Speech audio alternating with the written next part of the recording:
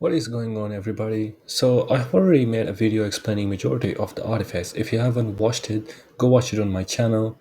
This video is going to build on that one where I talk about the only artifacts you will probably need to get as high as possible in RO, aka Rift Odyssey. Now, which artifacts will be best for you comes down to your overall progress in the game and what lineup are you going to use in RO. But for the purpose of this video, I will assume you're going to use the most popular lineup, which is the lineup you are currently seeing on my screen. So you can see there's Lily, there is Makaria, Gwyn, Navi, and Talanis. Now, this lineup, can people tweak? Maybe they will use Seraphina in place of something else. But all in all, this will be majority of people are using something along these lines. Now, this lineup might not be as good on higher stages, but regardless, so far the best gold artifacts are the are these artifacts. The gold, what's this name? The axe or hammer, whatever you say. The axe, the undying shield, and the blood whip spear. These three gold artifacts are the best in the game right now. If you want to use them, if you want to use them all together at the same time, it is good. It's not bad. It is decently balanced in terms of sustain and damage. There are no prerequisites on using the explosive X on this one.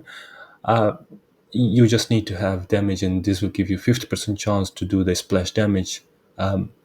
Yeah, but for the other two, you might need to strategize a little.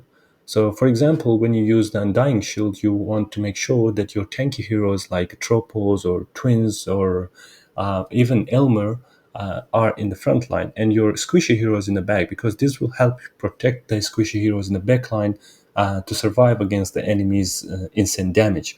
If you are going to use the Blood Whip Spear, then you need to have a source of healing because Blood Spear converts healing into attack. So I prefer for this having a Demon Synergy, which gives you Leech, or also Seraphina. If you don't have Seraphina, then you can switch her for something else like Talanis or Tropos, but nothing's going to be as working as good with Blood Spear as Seraphina. So yeah, but I do not recommend going for switching Seraphina for another healer in the game because, to be honest, the other healers in the game are not really that good. So just to point it out. Now, to comment on the other artifacts, these are the ones that I have bought. The other ones are that I have not bought are completely trash, and we will talk about them soon. But the other artifacts, some of them are good. They are very situational. It depends on which lineup you are going to use. So, for example, this one, the sword, I think its name is Sword of Protection.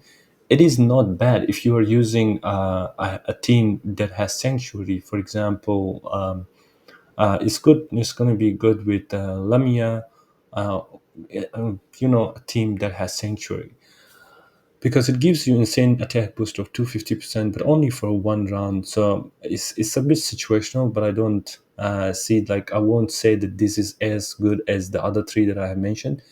Now there are other artifacts as well. They can be good in some lineups. So for example, this one is good in a team, in a Dooms team. Um, what else do we have? Yeah, so basically those are the only ones that are not that bad. Now, in general, you want to avoid the artifacts. You want to avoid buying the artifacts that gives you some sort of buffs after you apply a control effect. So I will show you what I mean. In Let me pull up the artifact thing. Yes, here.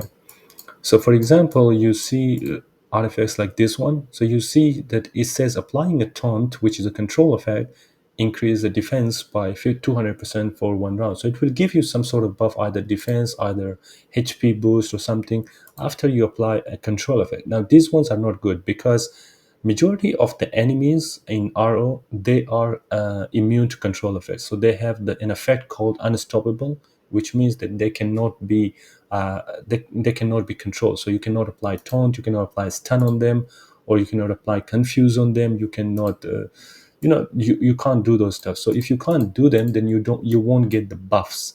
So it is pointless to even buy these ones. So never buy these ones. And also the other ones that you need to avoid buying are these ones that um, These ones. So this one's what's the deal with this one? So they give you some sort of boost, percentage boost in effect, like increase your chance of revival by 0.15% for every speed.